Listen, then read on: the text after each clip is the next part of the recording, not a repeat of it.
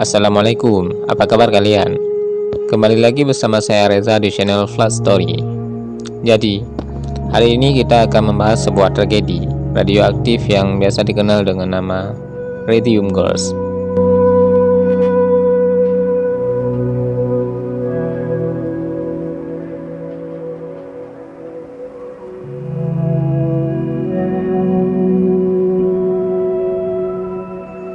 Penasaran bagaimana kisahnya? Langsung simak video berikut ini.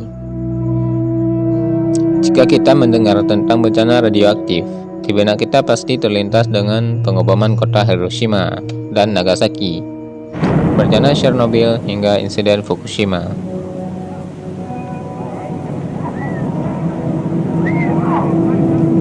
Namun, kali ini saya akan membahas bencana radioaktif yang terjadi pada para gadis yang bekerja di sebuah pabrik jam, serta melibatkan kerakusan korporat yang tega meraup untung namun mengabaikan keselamatan para pekerjanya.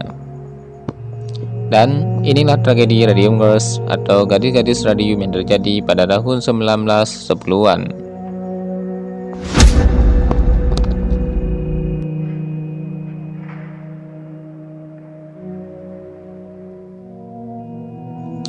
Pada tahun 1917, sebuah pabrik bernama United States Radium Corporation atau USRC berdiri.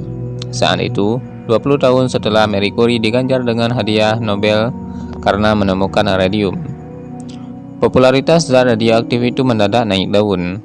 Radium diketahui bisa menyala dalam gelap, sehingga dimanfaatkan dalam industri pembuatan jam. Pabrik-pabrik jam kemudian menginstruksikan pekerjanya agar mengecat jarum serta angkanya dengan radium agar mampu menyala dalam gelap. Hal yang sangat bermanfaat tentunya jika kita terbangun di tengah malam. Jam unik itu pun segera menjadi tren, dan demi memenuhi permintaan para konsumen, 3 buah pabrik pengecatan jam dengan radium didirikan di New Jersey, Illinois, dan Connecticut, Amerika Serikat.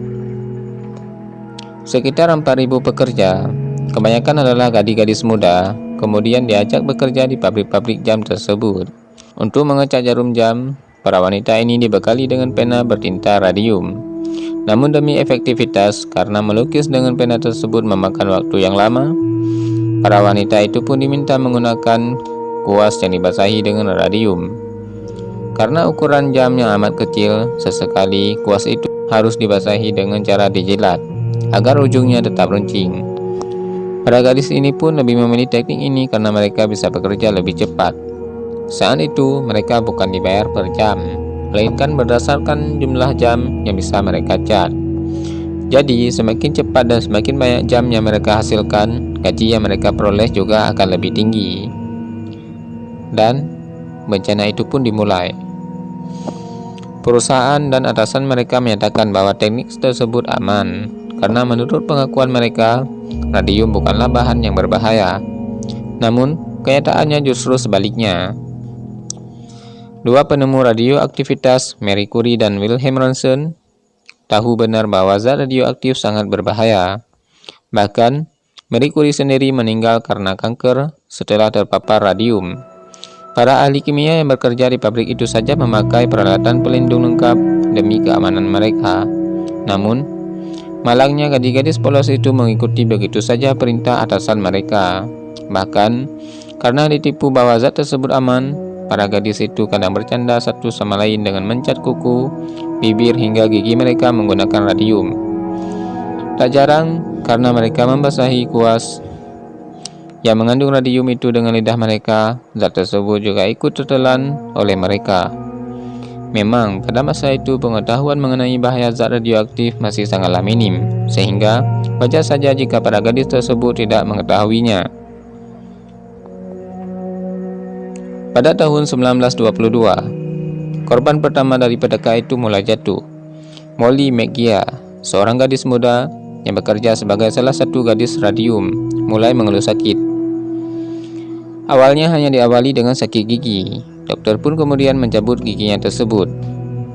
Ia pun mulai kesulitan berjalan karena merasa sendinya teramat sakit. Dokter menduga ia hanya menderita rematik, hanya meresepkan obat penahan rasa sakit untuknya. Namun, rasa sakit itu kemudian menjalar ke gigi-gigi lainnya. Dalam sekejap, semua gigi-giginya terpaksa dicabut. Dan dalam salah satu prosedur itu, tanpa sengaja sang dokter mematahkan tulang rahangnya. Padahal dokter itu hanya menyentuhnya secara perlahan. Namun, tiba-tiba saja tulang rahang itu dengan mudahnya patah begitu saja di antara jemarinya. Apa yang dialami oleh Molly kemudian disebut sebagai radium jaw atau rahang radium, gejala khas keracunan radium. Kalian bisa mencari sendiri di Google untuk mengetahui betapa disturbingnya rahang mereka yang keracunan radium. Tapi saya tidak menyarankannya. Dan bayangkan sendiri seperti apa rasa sakit yang dialami Molly.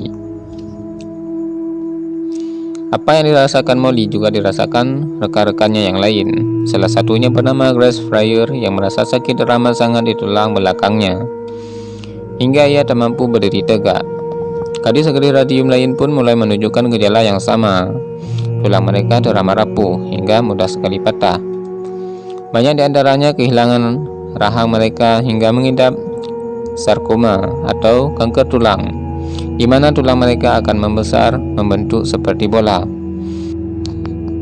Hingga tanggal 12 September tahun 1922, Molly mengalami nasib tragis yang membuatnya menemui ajalnya. Mulutnya yang tak lagi ditahan oleh tulang rahang tiba-tiba dibanjiri darah yang terus meluap dan tumpah keluar. Nyawanya tak bisa diselamatkan lagi dan ia meninggal di usia 24 tahun. Grace yang ketakutan akan bernasib sama dengan Molly mulai menuntut tanggung jawab perusahaan yang mempekerjakan mereka. Namun, USRC menolak bertanggung jawab dan balik menuduh bahwa kematian Molly dan gejala yang dialami gadis-gadis radium disebabkan oleh penyakit sifilis. Mereka menuduh para gadis itu berhubungan secara bebas sehingga mengidap penyakit kelamin. Para gadis itu tak mampu berbuat apa-apa karena mereka tak memiliki bukti bahwa apa yang mereka alami akibat keracunan radium. Barulah ketika kematian-kematian lain semakin banyak, USRC mulai tak bisa berkutik.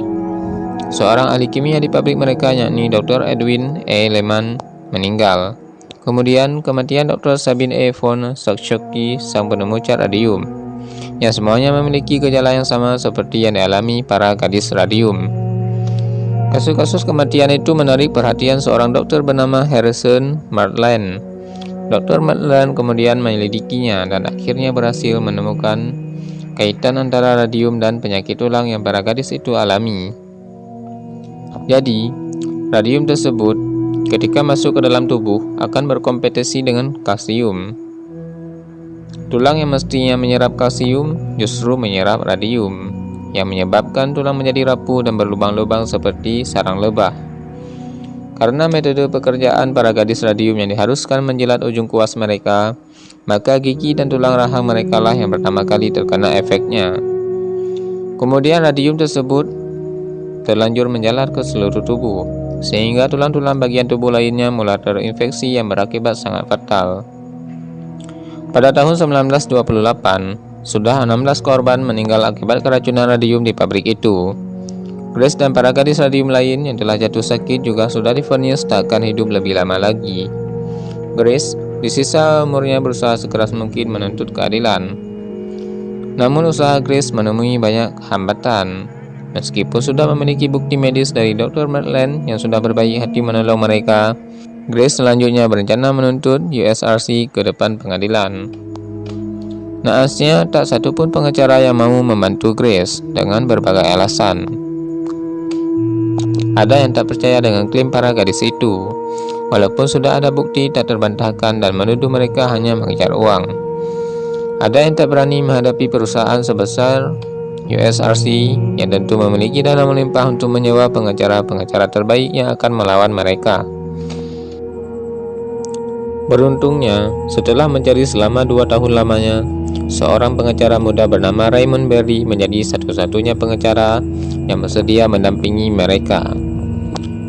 Di luar ekspektasi mereka, kasus para gadis radium menyedot perhatian media massa besar pada masanya. Kasus tersebut menjadi populer dan dikenal luas oleh publik, bahkan memetik kehebohan. Para gadis radium dan pabrik lain menjadi ketakutan akan efek radium terhadap kesehatan mereka. dan bergabung dengan perang yang dimulai Grace. Pada akhirnya keadilan mulai berpihak pada kebenaran. Setelah mengalami proses pengadilan yang sangat melelahkan, USRC akhirnya mengaku kalah dan memberi kompensasi sebesar $10.000, setara 2 miliar rupiah kala itu, untuk tiap gadis radium yang celaka akibat kelalaian dan ketamakan mereka. Tak hanya memang secara finansial, kasus yang menimpa para gadis radium ini menjadi trigger atas pembentukan Occupational Safety and Health Administration atau OSHA, sebuah badan di Amerika Serikat yang mengatur tentang hak dan keselamatan kerja.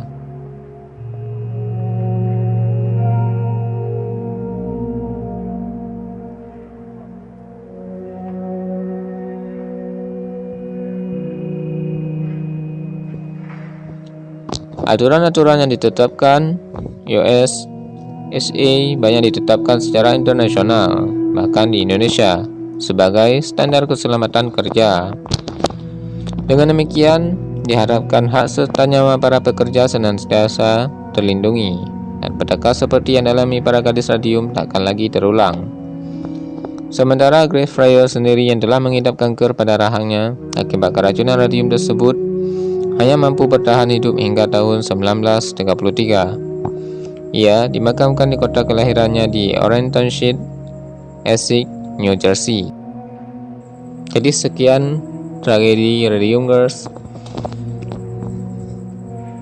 Jika kalian suka video ini, boleh kalian like, dan jika tidak suka, boleh dislike. Mohon kritik dan sarannya di kolom komentar. See you next time.